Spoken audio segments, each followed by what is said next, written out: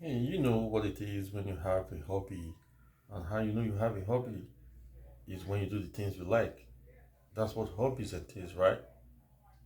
Now I find myself in this situation. I'm just in the bathroom. I came to, you know, relieve myself also of some biological stress, or should I call it biological release? You know what we do when we go to the bathroom, right? So I met this young man lately. I've never met him. I met him for the first time and in a trailer place. There's a trailer I bought like a year ago.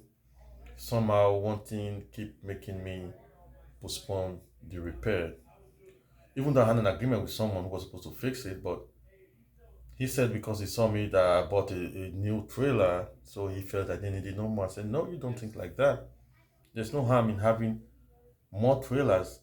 I could use them, they would be useful. It could be for rent, or someone could be useful to someone that would need it to render service to someone.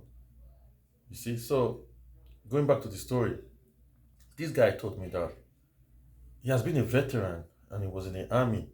He has been to Iraq, he has fought one or two, he has been involved in one or two battles in the war front line and all that. But he's grateful that he's alive today. He even gave me a story of an incident that happened some time ago where his GPS, his equipment failed, and he invited the technologies, those that could fix the equipment came around. They fizzled and fondled with it for a time, but there was no headway.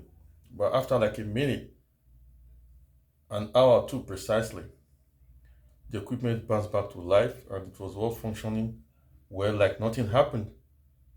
But lo and behold, he got the news later that the flight he was supposed to join had a crash somewhere ahead of time.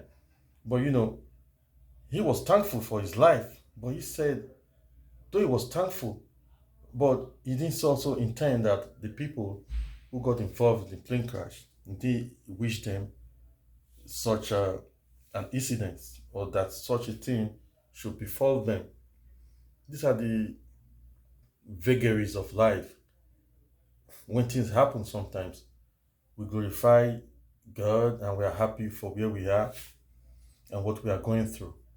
But the crux of the matter here, or the pivot of this discussion, or rather the video I'm telling you right now, he was able to tell me that we got engaged in several discussions from generalized subjects to specific subjects. But what caught my attention was when he told me about that he never believed in God all this while.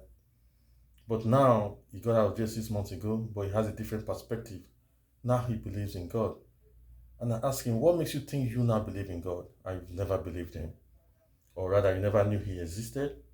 He said, he never believed that God existed and he didn't know anything about God. I said, why? What could be your reason? He said, because things happen during the war. He got involved in a battle.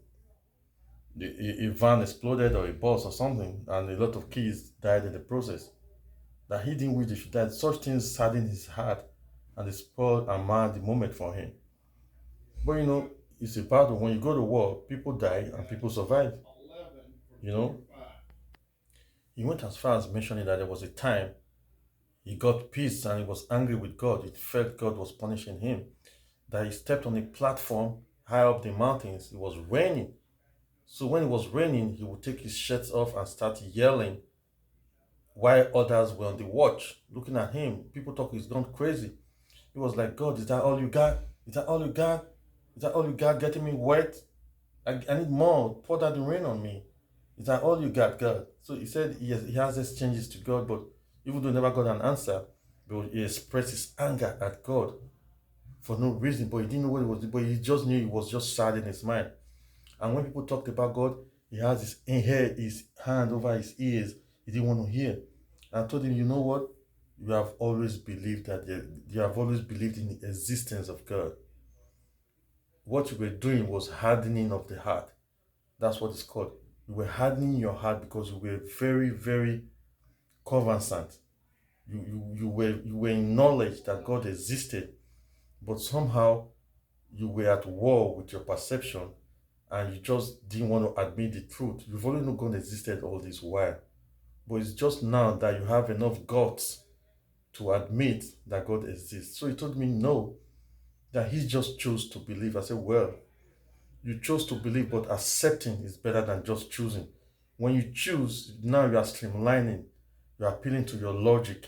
But when you accept, it's less logic. In the things of the spirit, in the things of faith, it's less logic, more of acceptance. When you accept in totality, you do not do logic, you just accept because you are surrendering to a higher power. What is it that bothers your mind? What is it that you're thinking of achieving? What is that stress? What is that worry? Let go and let God and believe. Surrender to a higher authority, a higher power. Because he said you were created to do wonders. You are fearfully and wonderfully made. You were created to do exploits. That is who we are. That is what we are made to be. That is how we are created. We are complicated but perfect. Our perfection is not by our power nor by our mind, but our perfection is in Christ. He clothed us with his perfection. So that is what they see. Because in him we have our being. In him we live and move. So the prayer is that God should teach us and help us to apply our hearts to wisdom and teach us to number our days. That's what the psalmist says. The words of God are words of wisdom. Embrace wisdom, embrace understanding. And guard your heart with all diligence, for out of it are the issues of life. It is not wrong to choose, but it is more important to accept. Acceptance in totality. I hope these few words will find a place in your heart and will make a meaning to you so that you can establish and find your purpose. God bless you.